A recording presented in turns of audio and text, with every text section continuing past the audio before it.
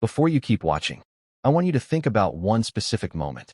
The last time you saw a massive SUV cut you off on the highway. Did you notice how the driver carried themselves? Maybe they never checked their mirrors. Maybe they honked like you were invisible. Or maybe they just looked through you, like you weren't even worth acknowledging. And you probably thought, what is wrong with that person? But here's the question nobody asks out loud. What if nothing is wrong with them? What if the car itself is doing something to their brain, something they have zero control over? The answer is going to change the way you look at every vehicle on the road. I'm Psyche Archive, and this is the video the auto industry doesn't want you to see. Brain, Act 1. The psychology setup 0:30 to 3 o'clock. Let's start with a simple psychological fact. Every human being on the planet needs something called social identity. Social identity means this. You don't just understand yourself from the inside. You understand yourself through how other people see you. And this is where the story begins. In America, a car is never just transportation. A car is a social statement. It's the first sentence you say to the world before you even open your mouth. And the Land Cruiser, or any massive, commanding SUV, these vehicles carry a specific psychological weight that goes back decades. Think about it. The original Land Cruiser was built to conquer impossible terrain. Mountains, deserts, places where ordinary vehicles died. It was the vehicle of explorers, military operations, expeditions, the vehicle of people who dominated their environment.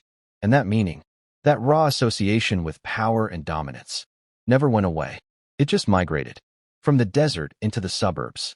From the battlefield into the school pickup line. From survival into status. And that migration created something fascinating inside the human brain.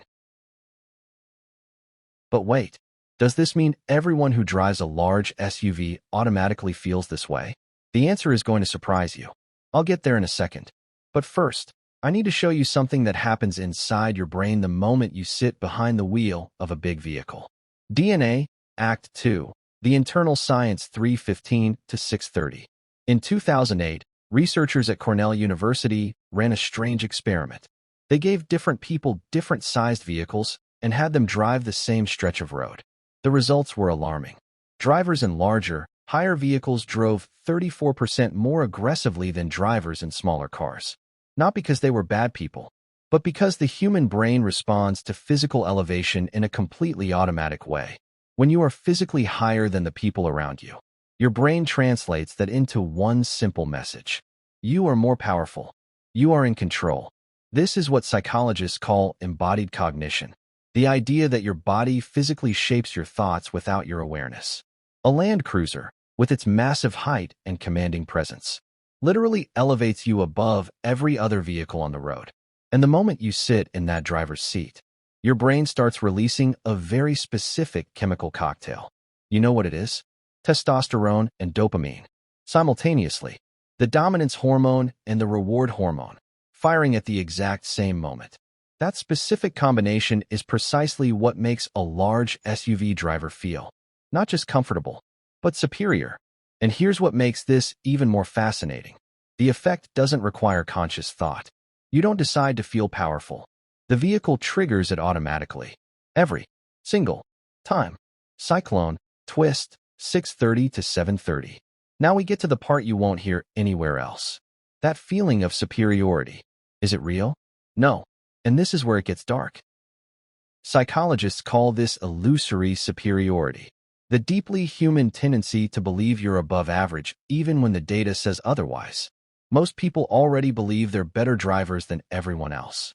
Add a 6,000-pound vehicle to that equation, and the illusion multiplies. But here's the most revealing finding of all.